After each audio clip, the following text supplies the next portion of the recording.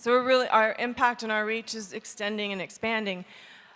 But some people often ask us, why become a chapter? Why IWCA?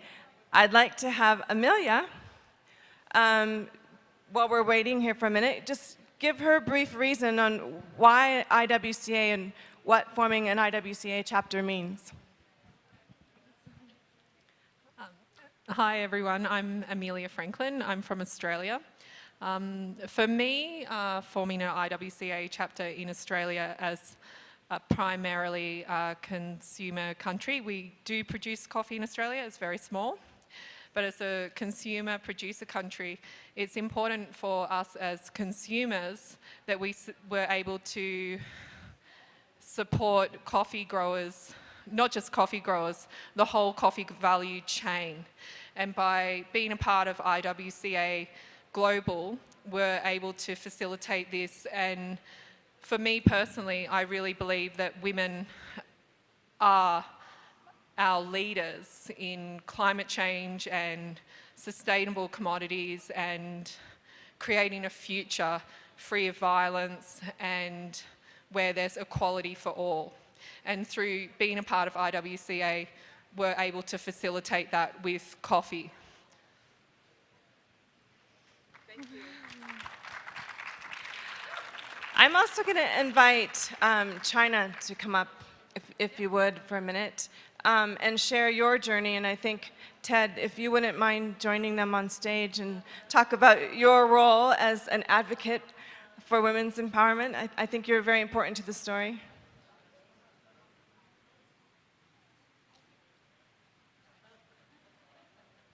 I'm just going to wait for her.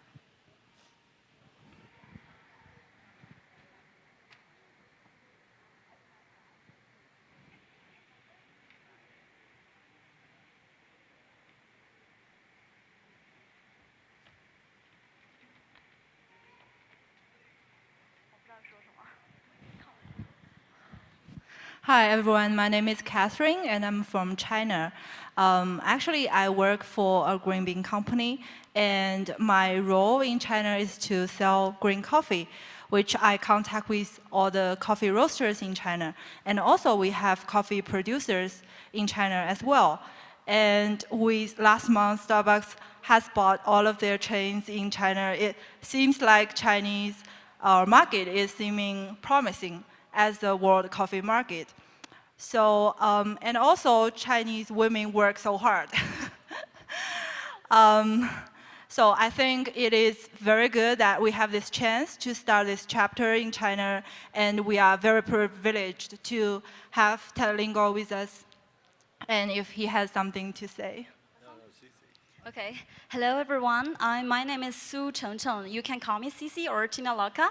I'm from China, and I work for Coffee Quality Institute, CQI in China as their operational coordinator. And I have been working in coffee industry for almost 2 years, and I work closely with the coffee farmers in Yunnan, which is majorly composed of females. Coffee ladies are really important component of the coffee industry, and when they have more money, they will use their money or invest their money to their families. So it's a really important group that should get support. And the first time that we heard about the IWCA, like in a very formal way, is through Pasita Huang from the Philippines. And now she's facilitating us together with Mr. Ted Lingo to establish the China chapter. And we are very honored to be here today and to sign the letter of intent. And now I would like to invite Mr. Ted Lingo to deliver a short speech about his support to the China chapter. Thank you, Zizi. My name is Ted. In China, everyone calls me Papa-san. In working in China in the last 3 years, it's very apparent to me that in order to accelerate their growth on the consuming sector and also to try to bring some prosperity to the farm sector, they need a strong leadership group. And there was no question in my mind that strong leadership group needs to be IWCA. So I've been encouraging them to become an official member and then to recruit all the key leaders and women leaders in China that are also interested in bringing about a positive change. Thank you. Thank you so much, China and Ted. We're going to go ahead and go on with the official signing. Starting with Australia. Australia, we're going to start here. They're signing a letter of intent.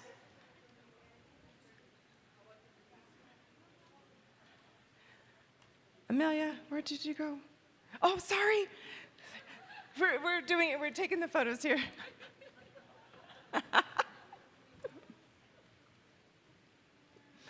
So again, Australia is signing a letter of intent.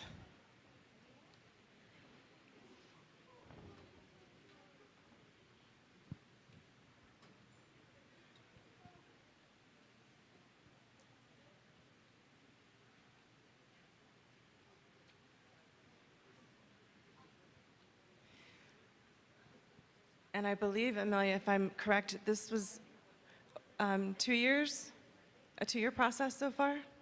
Amelia, 2 years to get to this stage? 3 years? 3 years.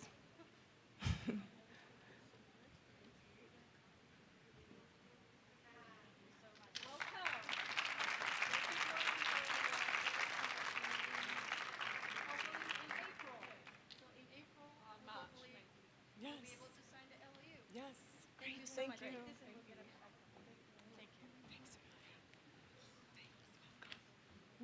All right, next we're welcoming up China. Yeah, China is also signing a letter of intent.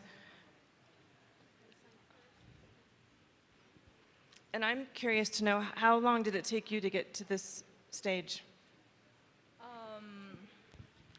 My first time with this alliance is, I think, 2 years ago. It's in Bogota. Is that 2 years ago? It was very fast. Time flies so fast. And Grace invited me there, and she said China is booming and it is interesting market. And I was having a speech representing the consuming market, and I was telling how hot cafes like in China, and it is so different from the rest of the world. So, and I'm really happy to be a part of this. Welcome.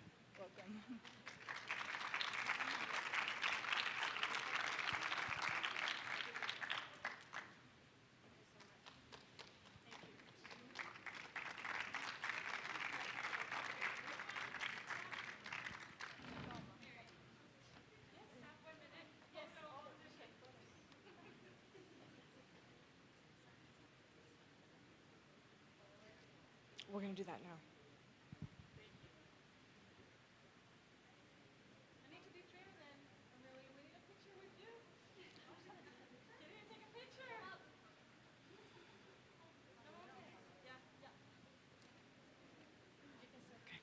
All right, now we'd like to bring up Indonesia.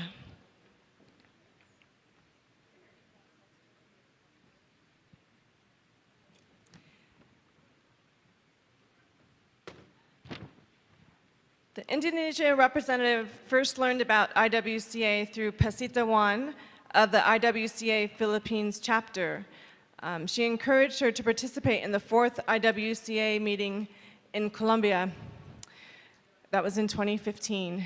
When she returned to Indonesia, through this representative, Francisca, prepared the organization by calling a few prominent women in coffee in the country to meet and form a temporary committee. 4 people work together, and they are coffee producers, a coffee cafe owner, and other coffee experts. The first step to register the association legally to the Ministry of Law and Human Rights, working with the local notary, the group took over 6 months to get legal documents in place and get the association granted with legal status. Meanwhile, the committee continues to outreach more women who have interest in advancing the roles of women in coffee. Indonesia is an island-based country, and outreaching more women to participate means they have to travel to many places of coffee origins and meet with coffee growers, roasters, exporters, cafe owners, and those who work in research center and agriculture sector. From West Indonesia to the east, from Gayo, Aceh, Sumatra coffee origin to Mamasa, Toyeho, and the Sulawesi origin, after they managed to contact a few more prominent women in coffee and coffee cooperative groups, they formed even more larger group. And they agreed to nominate a leading team. They then produced the documentations and submitted their proposal to join and form an Indonesian chapter. They sent a representative letter of intent, so we did the letter of intent, with Mary Santos in Atlanta of April of 2016. And then they decided to participate in our convention in Mexico.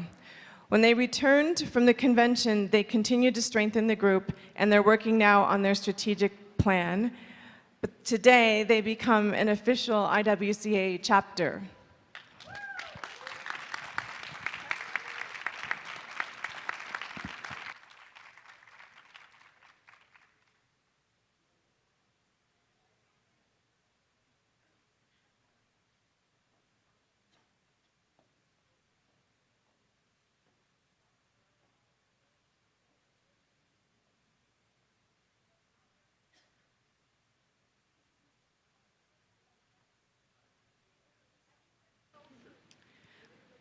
With the signing today, this officially makes our 22nd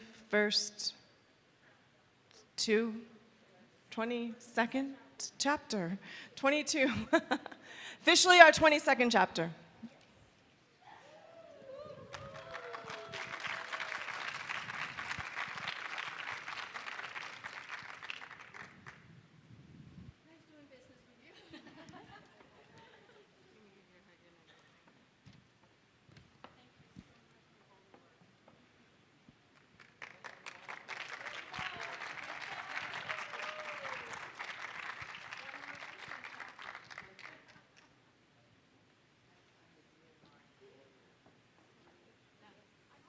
Thank you.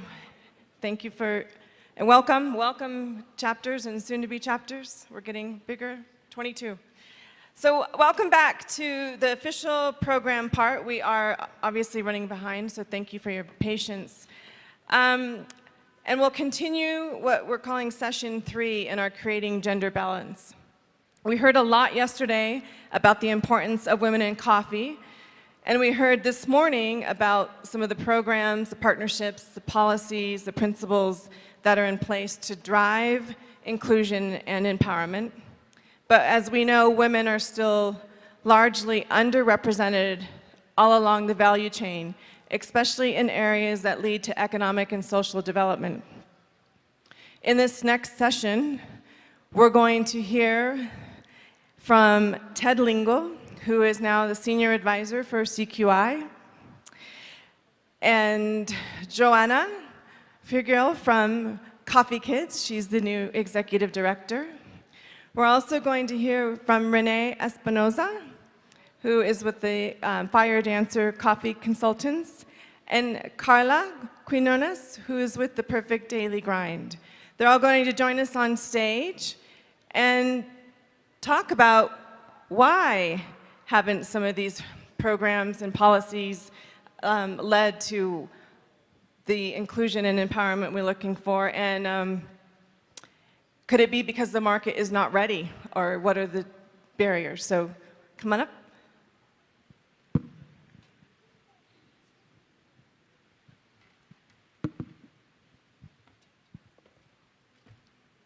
Thank you.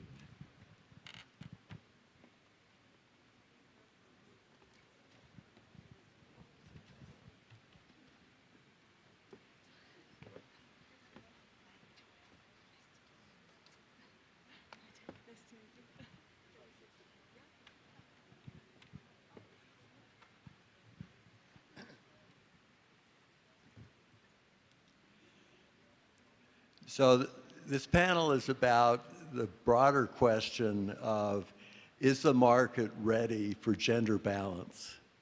And I think in order to answer that question, we need to understand the term.